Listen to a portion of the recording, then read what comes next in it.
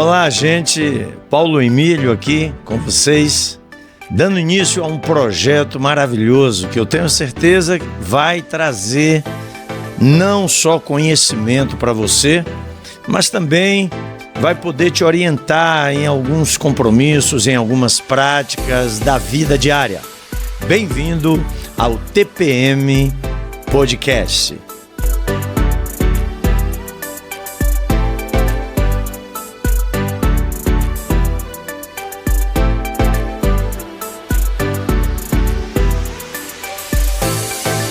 Olá, gente querida, bom dia, boa tarde, boa noite, você que está nos acompanhando aí pelo nosso canal do YouTube. Eu sou Paulo Emílio com você para termos uma reunião maravilhosa aqui em nosso podcast, o TPM Podcast, chegando aí para você. E logo de começo, quero pedir que você se inscreva no canal, você deixe o seu joinha e nos ajude a crescer aí no YouTube. O TPM Podcast, que é uma ferramenta especial para trazer conteúdos inteligentes, conteúdos específicos da teologia prática. Afinal de contas, TPM significa Teologia Prática e Mentoria. Nós trabalhamos com essas duas vertentes, tanto da teologia prática quanto da mentoria, porque entendemos que as pessoas precisam trazer a teologia para o dia a dia, a teologia para o cotidiano, a teologia para a nossa história de vida, e a mentoria como uma ferramenta para orientar, discipular, cuidar de pessoas, famílias, casais. Então, o TPM Podcast, esse lançamento aí que tem atraído centenas de pessoas já, muito feliz com essa adesão. Então, você que está chegando pela primeira vez, deixe o seu like e se inscreva no canal para você receber todas as vezes uma notificação de algum evento que nós teremos. O TPM Podcast vai ser colocado sempre no ar toda sexta-feira, entre 18 e 19 horas. Tá joia? Mas você pode assistir em qualquer lugar. E hoje, comigo aqui, entrevistando, dividindo a tela do meu computador, comigo, o pastor, amigo, parceiro, Ivan José. Ivan, meu querido, muito bem-vindo, muito bem-vindo, que alegria ter você aqui. O que é que você diz para a gente aí para começar o nosso podcast? Ô Paulo, inicialmente dizer que é uma alegria muito grande estar aqui com você, dividindo esse momento, batendo esse papo, essa conversa informal, mas ao mesmo tempo extremamente importante, né? Falando de um tema tão pertinente e infelizmente tão abandonado pela maioria do mundo cristão, evangélico hoje, né?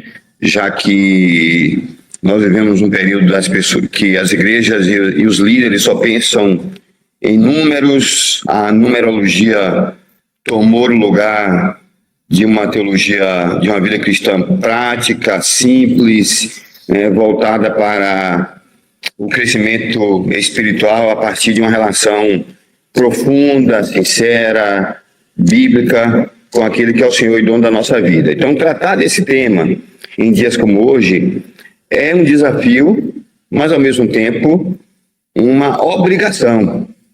E eu quero então dizer que para mim é uma alegria muito grande, um prazer estar aqui com você e desejar que o TPM seja um canal de bênção para a vida de muita gente, que alcance muitos lares, que a galera nos seus carros, quando estiverem indo para o trabalho, voltando do trabalho, viajando, nas suas casas, né, possam acessar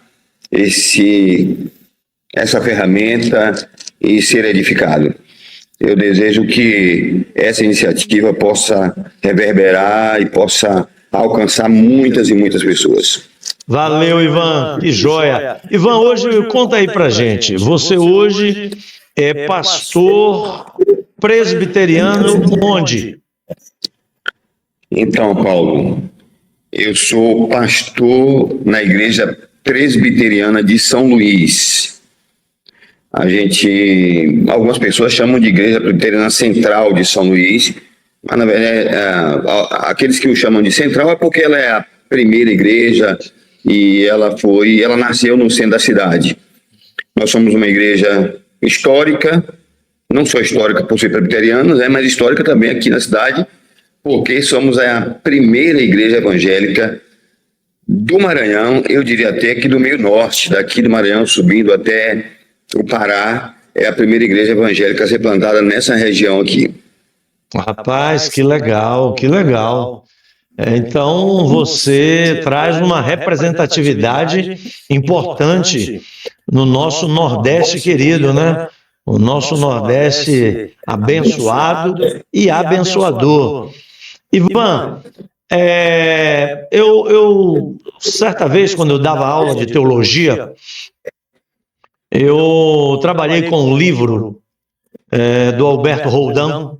O nome do livro era Para que serve a teologia?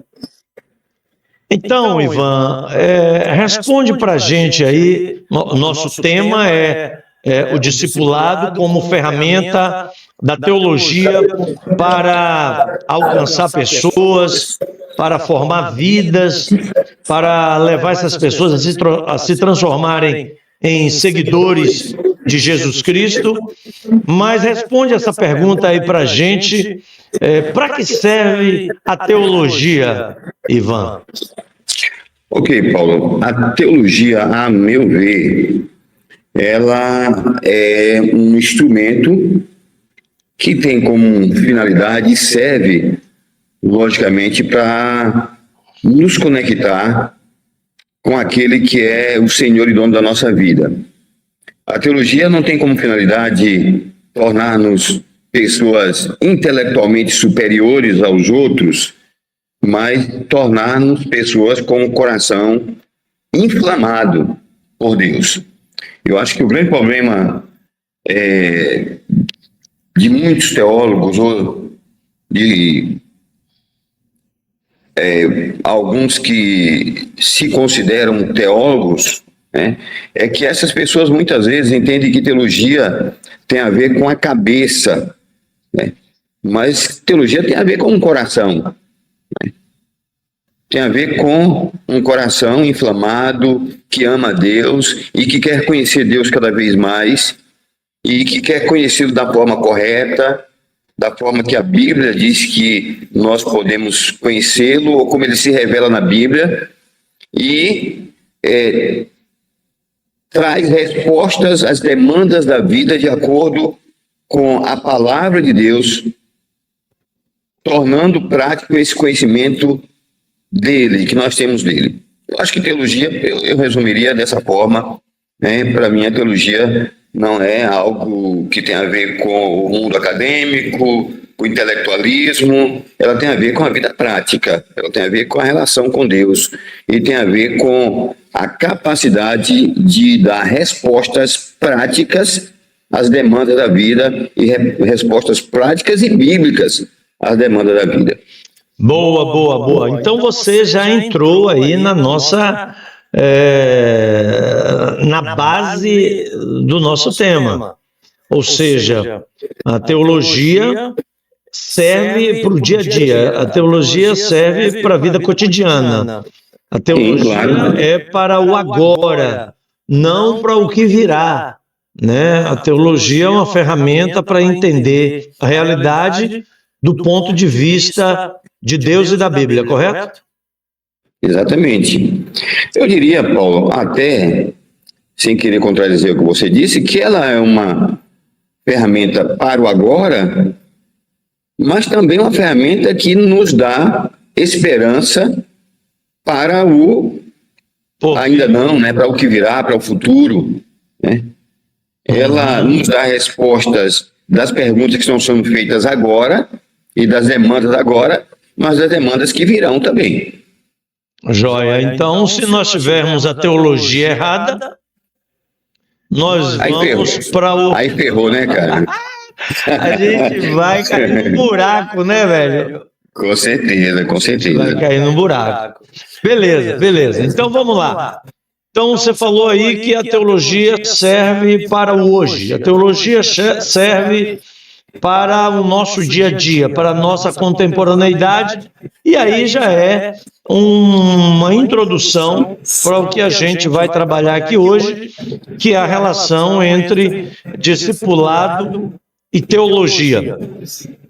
Certo. Beleza. Ivan,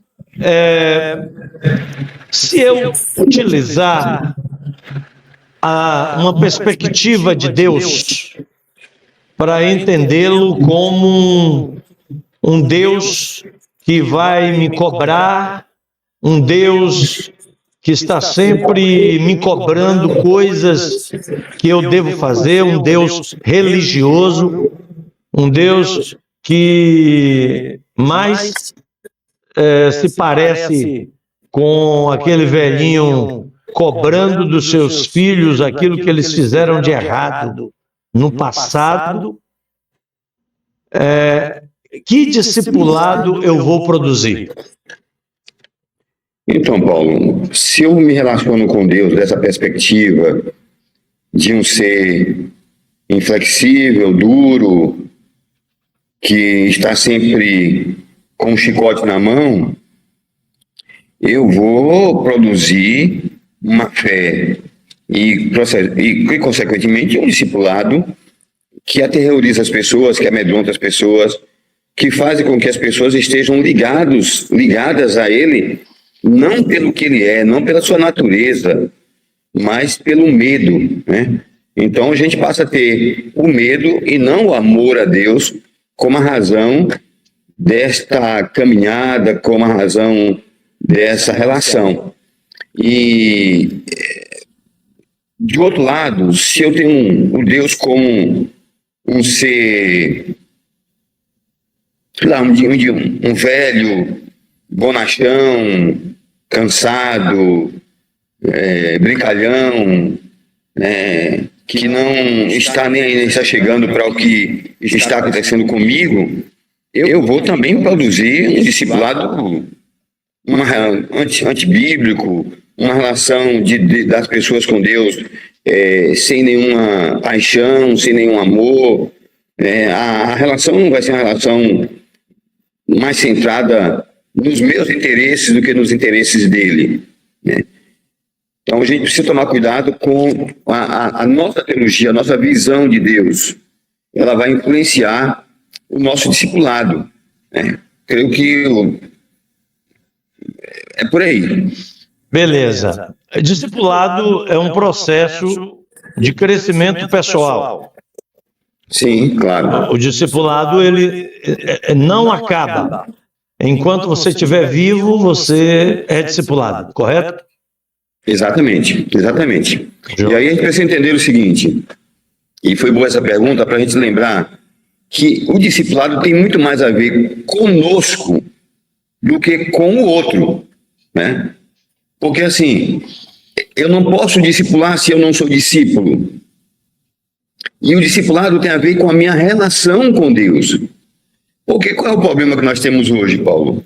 A grande maioria das igrejas fala de discipulado como um meio de inclusão de pessoas na vida da igreja. E eu não diria que ela não seja, que o discipulado não seja uma ferramenta que possa ajudar nessa perspectiva. Mas isso não é discipulado. O discipulado tem a ver com a relação do indivíduo com Deus. O discipulado trata do meu caráter, o discipulado trata do meu coração, trata das minhas emoções. O discipulado sou eu e Deus. Certo? E quando eu digo que eu estou sendo um discipulador, o que é que eu estou fazendo? Eu estou ensinando pessoas a empreender essa jornada, essa caminhada dela com Deus. Eu não estou ensinando a ela regras, não tem a ver com regras, Paulo. Não tem a ver com um esquema que ensine as pessoas a ler a Bíblia, a orar, a ser crente, a isso e aquilo, a ser bom membro da igreja, bom membros da igreja, embora tenha essa repercussão, mas isso não é o discipulado. Jesus, quando chamou os discípulos, ele não chamou para um programa, ele chamou para um relacionamento. Agora, teve repercussão? É claro que teve repercussão. Teve repercussão na vida deles pessoal, repercussão certamente na família, repercussão nas relações sociais, repercussão para a vida toda. Mas ele chamou para um relacionamento com ele. Discipulado, portanto, tem a ver com relacionamento com Deus e não com um sistema, com um programa, com um método, né? Embora possa ter repercussão em tudo isto. Legal, que legal, muito bom. Ivan, você está me fazendo lembrar do curso que nós vamos colocar brevemente em uma das plataformas, que é o curso do Discipulado no Novo Caminho. Discipulado no Novo Caminho, que é diferente do discipulado do Antigo Caminho. E o Antigo Caminho, a gente compara o Antigo Caminho de Moisés com o Novo Caminho de Cristo.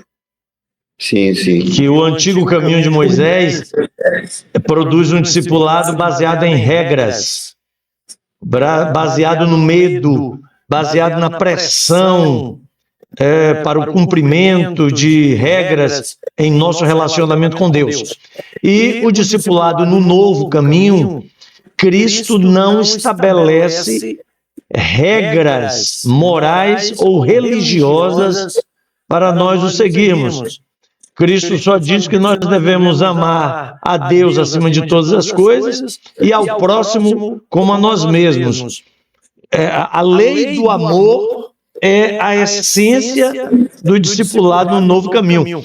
Eu peço que você divulgue esse curso aí também, você que está assistindo o nosso podcast, você pode ter acesso ao nosso curso e em breve ele estará nas plataformas e você vai entender um pouco isso que o Ivan acabou de falar sobre que discipulado é um relacionamento com Deus e não um conjunto de regras a serem seguidas, obedecidas, muitas vezes produzidas pela própria religiosidade.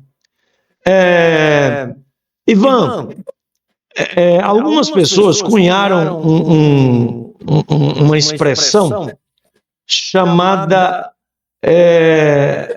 discipulado do soldadinho de chumbo. Você já deve ter visto, já deve ter ouvido essa expressão. O que seria esse discipulado do soldadinho de chumbo, Ivan? Beleza, Paulo. Veja bem, a galera mais jovem que está nos ouvindo talvez precise de uma explicação do que seria esse discipulado, mas a galera aí da nossa idade, um pouco mais novo do que nós, sabe muito bem, né, que na nossa época havia um brinquedo, né? A gente comprava nas lojas, assim como depois tem aqueles brinquedos aí que são brinquedos japoneses, que a garotada gostava, as meninas gostavam da Barbie. Tinha um brinquedo que era um soldadinho de chumbos, tipo soldados ingleses. E qual era o lance? Né? Porque a gente usa às vezes essa expressão discipulado soldadinho de chumbo, ou que na igreja todo mundo tem que ser como soldadinho de chumbo, porque eles eram exatamente iguais. Eles tinham o mesmo tamanho, eles tinham a mesma cor, a farda era a mesma, a arminha que eles usavam era na mesma posição, eles eram iguais em tudo. Não havia entre eles diferença nenhuma. Então, quando a gente fala de discipulado soldadinho de chumbo, significa querer fazer com que as pessoas sejam iguais, elas perdem a individualidade. O Espírito Santo não trabalha na individualidade, mas na massificação das pessoas.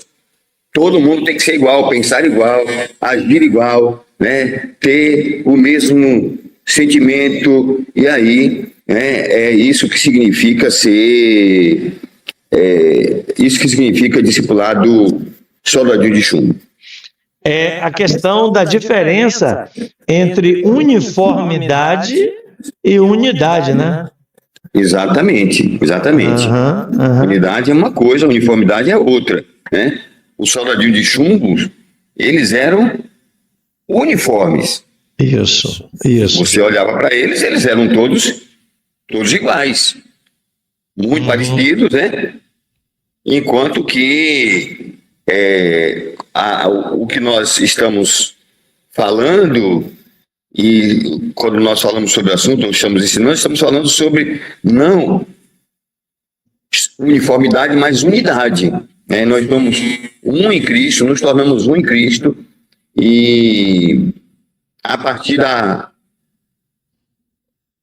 pessoa de Jesus, daquilo que ele ensina, daquilo que ele nos transmite. Somos diferentes, né? Somos unidos em Cristo, é Cristo que nos une, apesar da nossa diversidade. A diversidade é livre no reino de Deus, correto? Correto, exatamente. Ivan, meu querido, estou gostando muito da nossa conversa. Você está trazendo algumas coisas assim muito importantes. A diversidade na prática do discipulado, respeitar a individualidade das pessoas, isso é importante. Muitas pessoas não conseguem respeitar a individualidade das pessoas e vão propor um estilo de discipulado uniforme, que não é isso que Cristo propôs, correto?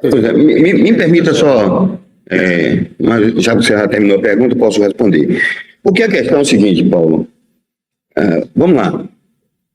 Eu sei que você é apaixonado por discipulado, você é um discipulador, mas a ordem de Cristo para você e o seu trabalho como discipulador não é reproduzir Paulo Emílio. A ideia não é reproduzir pessoas iguais a você, que tenham o mesmo gosto que você tem, né? Que torça pelo mesmo time, que gosta do mesmo tipo de liturgia, que ame as mesmas, por exemplo, que tenha o mesmo versículo como o versículo que você mais ama da Bíblia, né? Que tenha os mesmos gostos em tudo, que sejam parecidos com você e que reaja como você, que haja e reaja como você no dia a dia. O seu papel como discipulador é fazer com que essas pessoas aprendam a ser parecidas com Jesus. E quando nós ficamos parecidos com Jesus, Jesus não nos violenta. Por exemplo, Jesus tinha 12 discípulos e Jesus não obrigou que todos fossem igual João, por exemplo. Jesus conviveu muito bem com Pedro, sanguíneo, né? O cara que afoito, que sempre saía à frente para responder às questões, né? Jesus não disse, olha, o meu modelo de discipulado, e eu quero que vocês sejam todos iguais, reajam todos iguais, ajam todos iguais, sejam parecidos em tudo, se vistam, falem, se comportem, todos iguais a mim, por exemplo, no que diz respeito a esses gostos exteriores. O que Jesus desejou e o que Jesus fez foi ensiná-los a serem parecidos com ele no caráter, na natureza, né? Caráter e na missão. O que Jesus desejou deles e trabalhou com eles é que, no que diz respeito ao caráter, eles fossem iguais, honestos, justos, perdoadores, amorosos, apaixonados por pessoas, ganhadores de alma,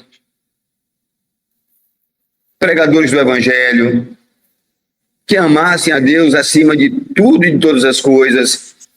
Mas Jesus não disse, olha, todo mundo tem que ter a natureza de Pedro, ser igual a Pedro. Jesus não moldou as pessoas para que elas se tornassem todas iguais, agissem e reagissem da mesma forma. Legal, muito bom, muito bom, muito bom. É isso mesmo, Ivan. E esse é um aviso para quem quer trabalhar com discipulado, né? Quem quer trabalhar com discipulado tem que saber que ele não vai formar soldadinho de chumbo. Ele vai formar pessoas com um caráter semelhante ao de Cristo. Claro, claro. Boa. Mas vamos agora, Ivan, para a questão prática. Porque nosso tema é a teologia prática influenciando o discipulado. Sim, sim. Como que o discipulado pode ser feito de maneira prática na vida da igreja, na vida de uma comunidade, nas pessoas, nos relacionamentos? Como é que essa questão prática entra aí? Pronto, vamos lá, Paulo. Primeiro, para você ter discipulado em uma igreja, você precisa ter discipuladores, né? Então, aí entra a necessidade do treinamento. Só que nós estamos falando de treinamento não como essa ferramenta que muita gente tem usado de reproduzir conteúdos, mas treinamento no sentido de ensinar as pessoas a viver no caminho e andar no caminho que é Jesus.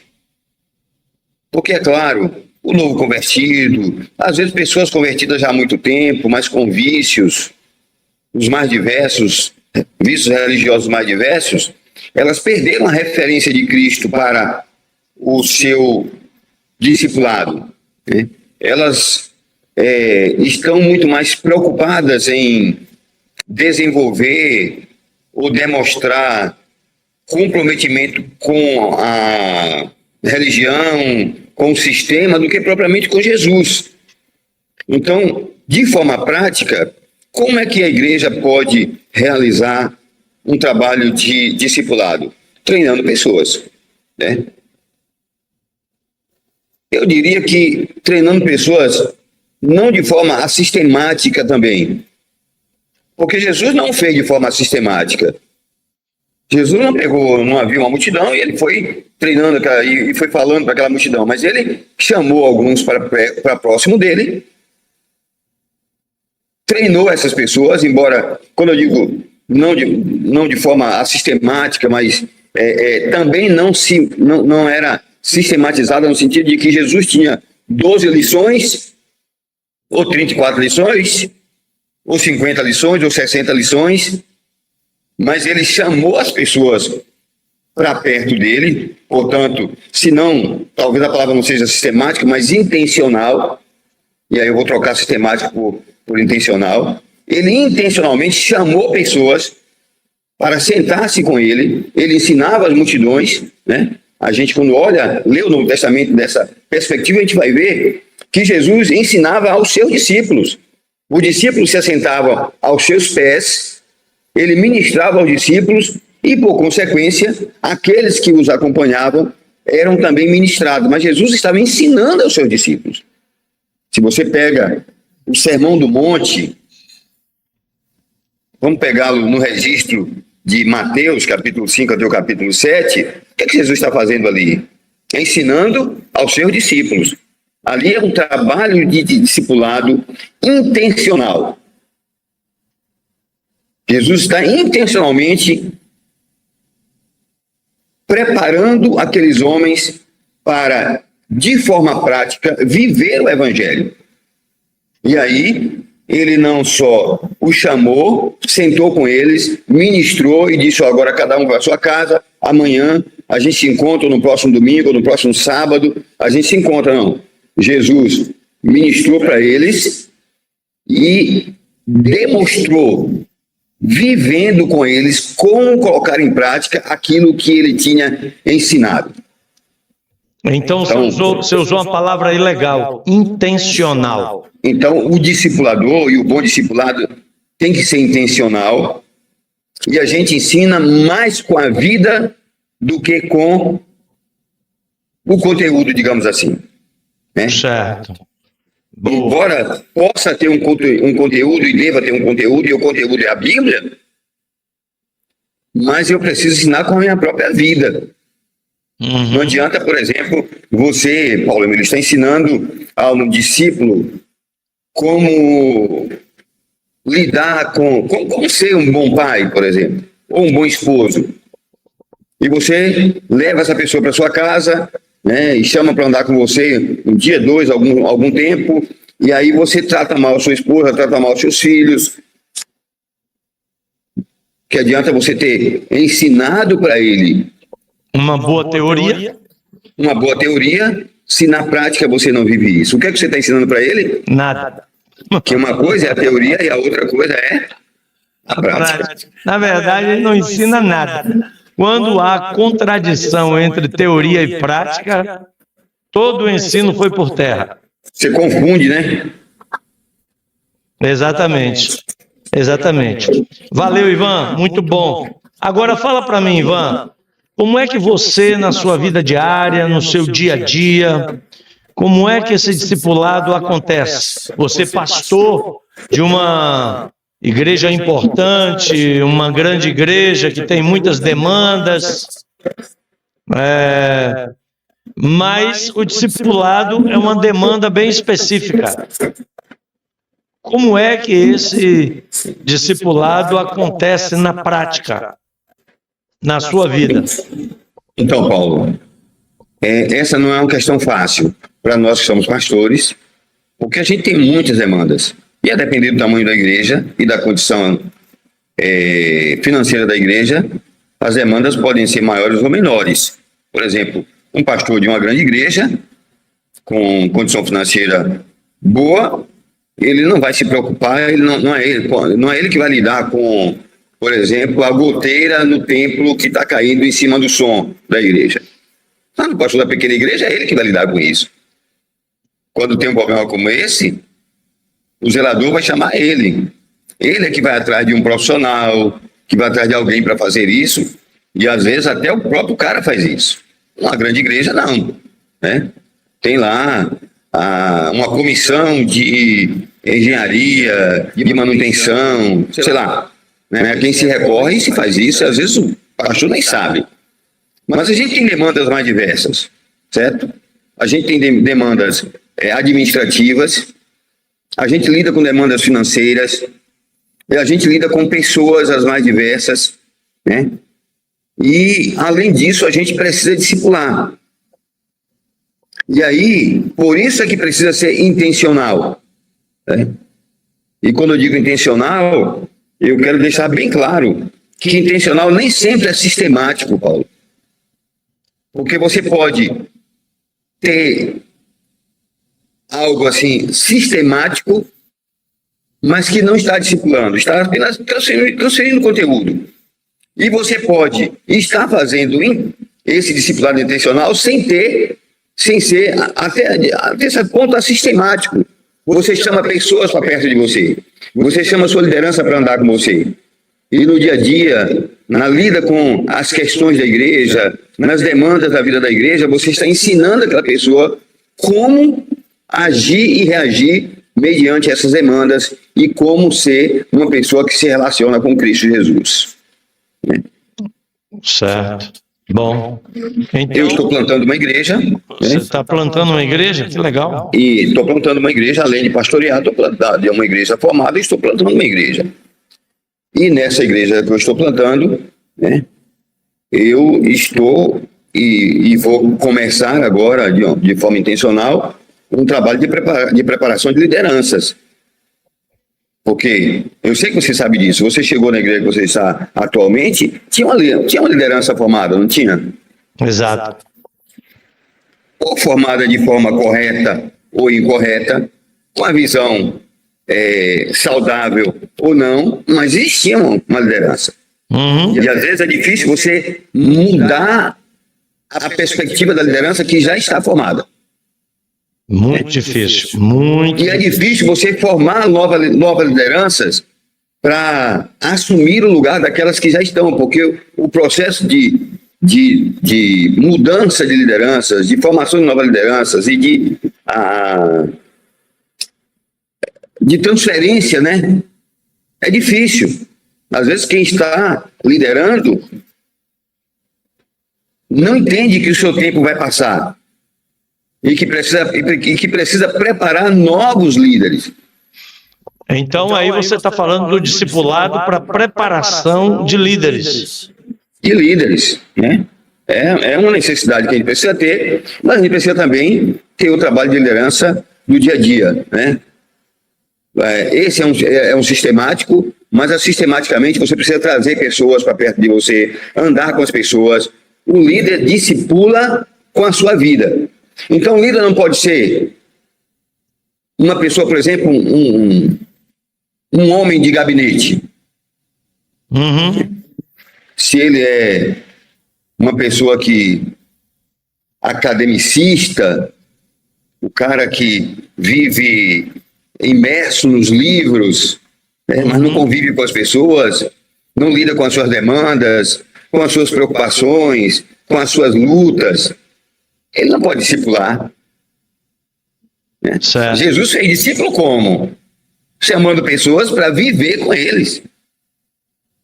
E andar com eles, e conhecer as suas demandas, e viver as suas demandas. Então, não há discipulado sem um pastor ou sem um líder que se envolva com pessoas, ensinando-as a se envolver com Cristo. Que legal, muito bom, muito bom. Não há liderança, não há líderes que não se envolvam com Cristo, líderes cristãos que não se envolvam com Cristo. Exatamente. A função principal da liderança cristã é estar envolvido com Cristo.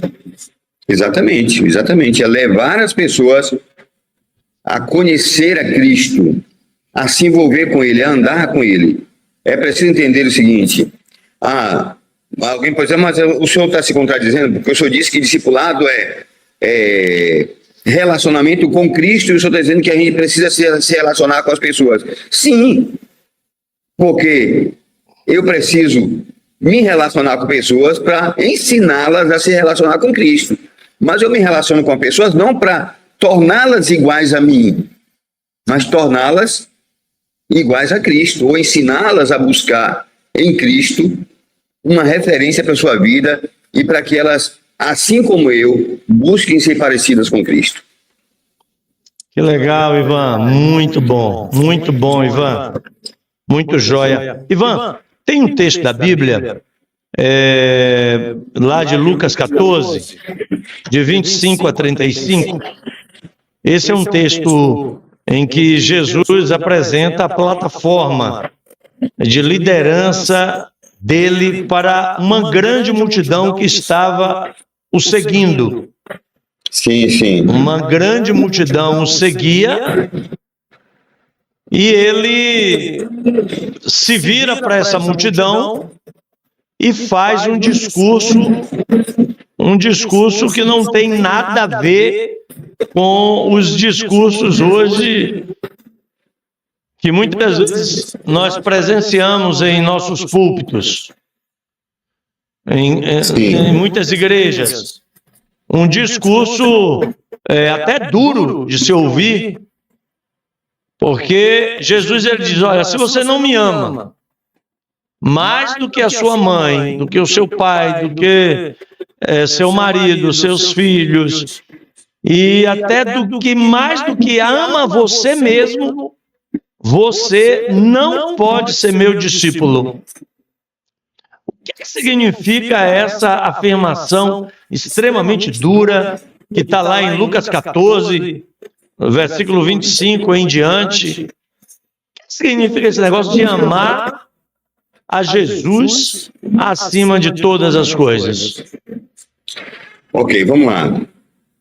Bom, primeiramente, Jesus não está dizendo assim, deixe de amar seus pais, odeie seus pais, despreze seus pais. Jesus não está dizendo isso. O que Jesus está dizendo é que ele precisa ser a prioridade na minha vida. E a minha relação com os meus pais, o meu amor para com meus pais, o meu cuidado para com meus pais, precisa ser resultado direto da minha relação com ele.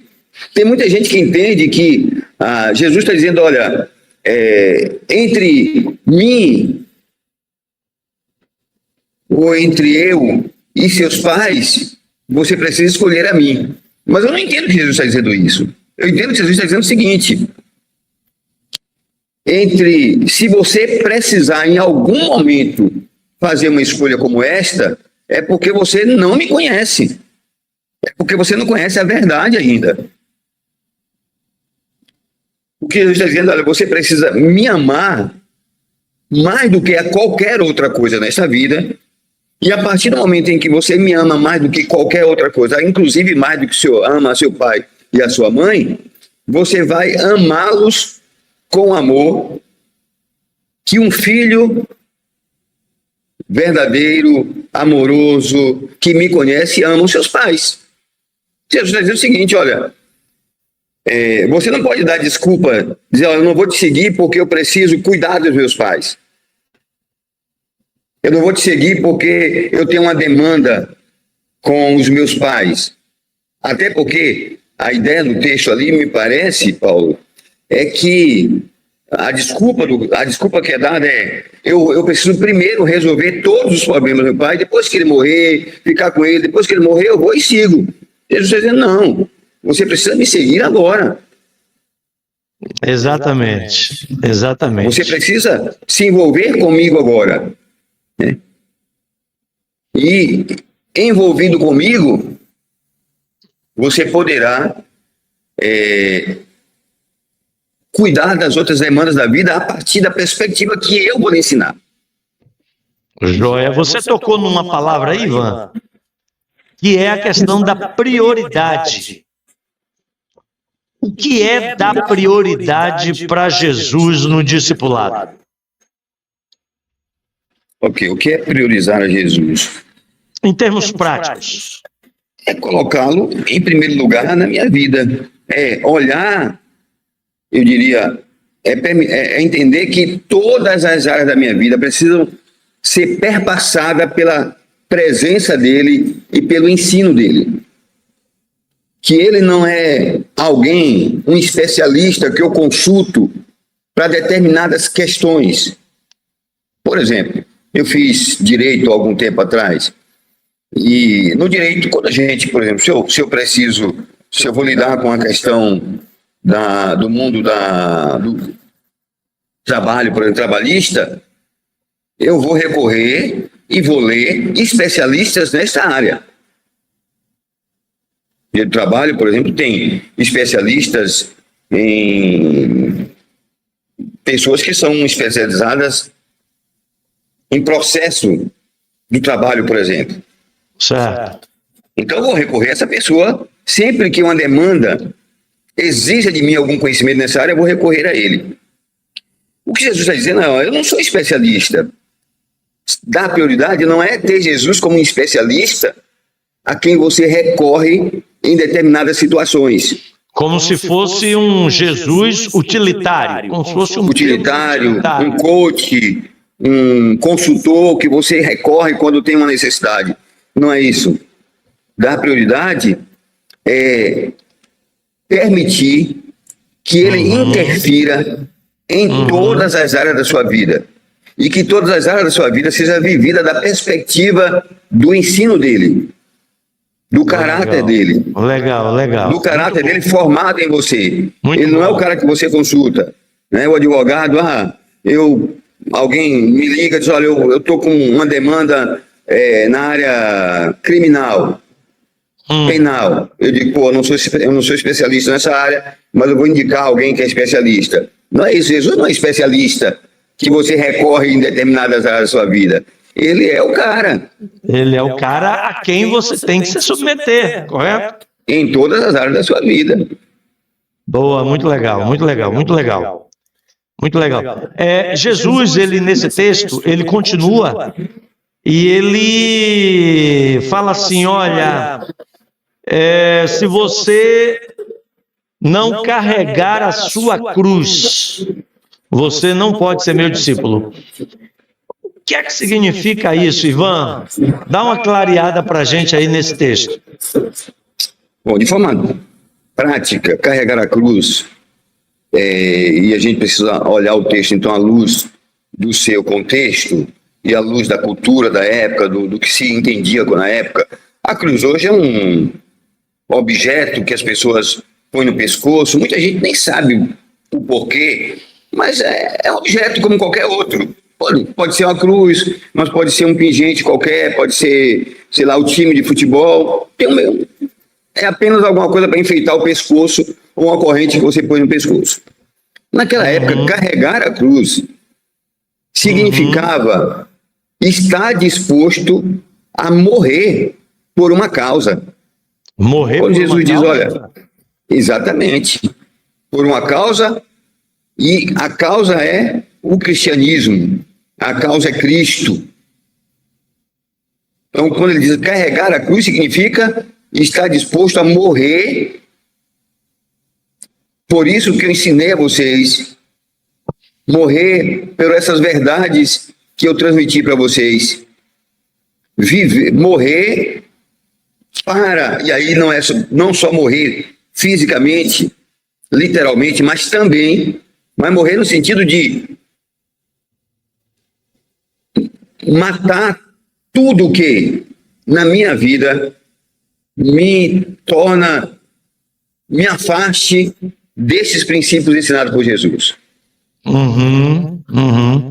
Em certo sentido, morrer para o que você acha que é correto, às vezes. Exatamente, eu morro para as minhas filosofias de vida que se contrasta com aquilo que Jesus ensinou, para os meus desejos, para os meus sonhos, para os meus projetos pessoais, desde que eles não tenham como finalidade promover o reino de Cristo e tornar conhecido o seu nome.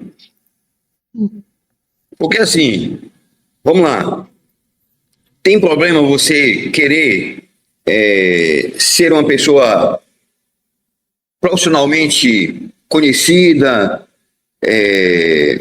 que tenha sucesso, bem-sucedida? Não.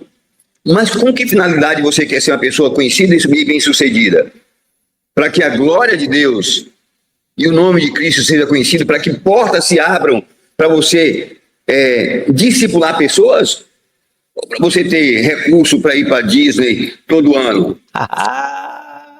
Essa que é a diferença. Certo? Eu posso até ir para Disney todo ano, eu nunca fui, né? nem tenho um projeto. Mas você pode até ir para Disney ou para a Europa todo ano, não tem problema nenhum. A questão não é esta. A questão é, esta é a razão da sua vida?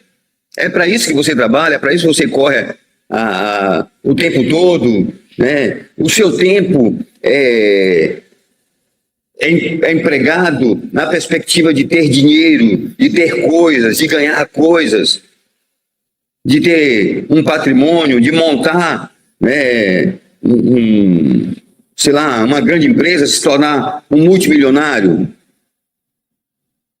para você viver nababescamente, tranquilo, não precisar se preocupar com os boletos. Se for essa a razão, está errado. Mas você pode pensar assim, eu quero ser bem-sucedido, eu quero ganhar bem, porque eu quero abençoar pessoas. Eu quero promover o evangelho através dessa minha influência. Eu quero entrar em lugar em que pessoas comuns não conseguem entrar. Eu quero estar no mundo corporativo, falar com os grandes empresários para influenciá-los com a verdade cristã, com Cristo. Aí sim, tranquilo, né? Então, veja bem, a questão não está em ter ou não ter, mas por que eu quero ter as coisas? Na verdade, é ser, que vale mais do que ter, né? Exatamente, exatamente. Ivan, nós estamos chegando ao final do nosso podcast e você tocou aí numa questão importantíssima que é o paradigma de Cristo. Para uma pessoa que quer ser discípulo de Jesus, quais são as palavras que você daria? E aí, vamos encerrar o nosso podcast com essa palavra. Qual a palavra de Cristo para essa pessoa que quer se tornar um discípulo de Cristo? Como é que você falaria para essa pessoa? Aí você tem aí 2 minutos para dar sua palavra final em cima dessa orientação para alguém que quer se tornar discípulo de Cristo. Ok, Paulo, eu diria para essa pessoa que ser discípulo de Jesus não é para gente medíocre. Os medíocres, os fracos, elas não conseguem isso. Porque elas vão enfrentar dificuldades, lutas, problemas, oposição. O apóstolo Paulo já disse que quem quer seguir a Cristo, servir a Cristo, vai enfrentar oposição. Então não é uma tarefa para os medíocres. É uma tarefa para gente corajosa. É uma tarefa para gente determinada. É uma tarefa para gente teimosa. Né? Gente perseverante. Então, se você quer ser discípulo de Jesus, você precisa estar preparado para enfrentar as oposições, mas certo de que ser discípulo de Jesus é andar com Ele. Que você terá ao seu lado alguém que te dará força, habilidade, condição de vencer todas as vicissitudes e todas as oposições que se levantarão contra você. De que esse é o projeto mais excepcional, mais maravilhoso que alguém pode ter na vida. Não há nada melhor, não há nada mais abençoador, não há nada mais maravilhoso do que ser discípulo de Jesus. Andar com Jesus é a maior e a mais tremenda de todas as aventuras, né? Porque Jesus é um mestre amoroso, generoso, cheio de graça. Andar com Jesus não é ser perfeito, mas é andar no caminho da perfeição. É ter aquele que é perfeito como seu modelo, né? Como seu exemplo, como seu sonho. E é perseguir esse sonho, sabendo que quando você cai, ele vai te levantar. E quando você acha que já está perto, você vai concluir que você está mais distante do que você imaginava antes, né? É um projeto para a vida toda, mas é o projeto mais fascinante que alguém pode tomar para si. Ô, Ivan, que legal, cara. Nota 10, velho. Nota 10. Muito obrigado. Esse podcast aí vai ser espalhado. Obrigado, Paulo. Eu que agradeço por esse privilégio muito de falar obrigado. de algo que eu sou tão apaixonado, que tem a ver com a minha vida. Com a minha vida obrigado, toda. cara. Muito obrigado. Que Deus abençoe você grandemente. E então é isso aí. Galera, então... Amém, amém. Mas eu quero, Paulo, só mais uma palavra. Eu quero recomendar, então, aqueles que vão ter acesso a esse podcast, que sigam, né, a plataforma, que acompanhem, né, semanalmente. E, além disso, que você adquira os cursos, né? Especialmente este curso relacionado com o discipulado. É o discipulado no novo caminho. Esse discipulado no novo caminho, que você, né, possa ter acesso a ele, certamente vai abençoar a sua vida, abençoar a sua história, abençoar a sua família. Porque a bênção de ser discípulo porque ser discípulo tem repercussões, né? É uma caminhada minha com Cristo que vai repercutir na minha relação com a minha família, na minha relação com a sociedade, na relação com a igreja, né? E vai abençoar muita gente. Ô, Ivan, nota 10, cara, muito obrigado, valeu. Que Deus abençoe sua vida. Um beijão aí em Gildete, no Samuca, no Estevão, essa família linda que eu amo de paixão. Valeu, Paulo. Um abraço aí pra Dene, pra família. Valeu, Vamos estar contigo, cara. Deus te Valeu. guarde. Grande abraço. Amém. É isso, gente. Foi o nosso podcast de hoje. Que Deus abençoe a sua vida. TPM vai voltar com novas entrevistas, oportunidades especiais de crescimento. Valeu. Tchau, até a próxima.